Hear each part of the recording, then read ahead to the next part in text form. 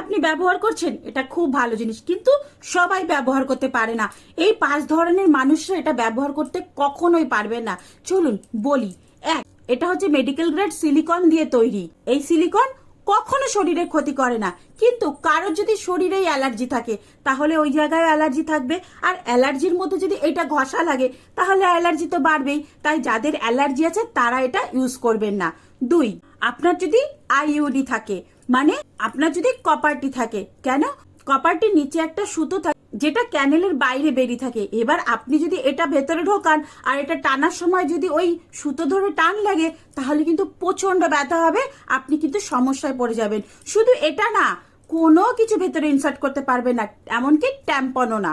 যদি আপনার vaginal surgery হয়, অ্যাবর্শন হয় এবং আপনি সদ্য বাচ্চা জন্ম দিয়েছেন, তাহলে 6 মাসের আগে কোনো কিছু ভেতরে ইনসার্ট করতে নেই, এমনকি আপনার ফ্রেন্ডের অঙ্গ ভেতরে ইনসার্ট করতে নেই। 6 মাস পর্যন্ত আপনাকে রেস্টে থাকতে হবে।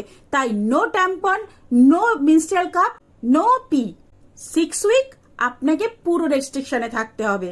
4th, যদি আপনার ভেজাইনিসমাস হয়, এটা এমন একটা মেডিকেল কন্ডিশন যেখানে ভি এর যে ওপেনিংটা আছে পুরো এরকম আটকে থাকে, কোনোভাবে আপনি ওপেন করতে পারবেন না।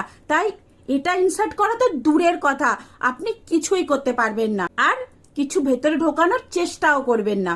5th হচ্ছে আপনার সহ্য হচ্ছে না, আপনার ইরিটেশন হচ্ছে, আপনি কমফোর্ট ফিল করছেন না, তাহলে বাবা কেন এটা ইউজ করবেন? আরে পিরিয়ডসের সময় ইউজ করার জন্য তো প্যাড রয়েছে, পিরিয়ড প্যান্টি রয়েছে, তো কাপ কেন ইউজ করবেন? ট্যাম্পন কেন ইউজ করবেন? করবেন না। ইরিটেশন হচ্ছে, অস্বস্তি লাগছে, একদম ইউজ করবেন না। যেটাতে আপনি কমফোর্টেবল ফিল করবেন ওই 4 থেকে 5 দিন আপনি সেটাই ইউজ করবেন। এটা ভালো বলে যে এটাকেই ইউজ করতে হবে এমন কোনো কথা নেই। ইউজ তো করলাম, ভেতরেতে দিলাম, কিন্তু বার করবো কি করে সেটাই তো আমরা জানি না।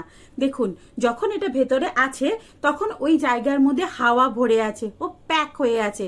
যদি আপনি ওখানে ভ্যাকিউমটা না বার করেন তাহলে এটা টানলে তো বেরোবে না। তাই আস্তে করে আঙ্গুল দিয়ে এটা ঢুকিয়ে ওখানে হাওয়াটাকে বার করতে হবে। আর অবশ্যই আপনাকে কিন্তু স্কটসে বসতে হবে।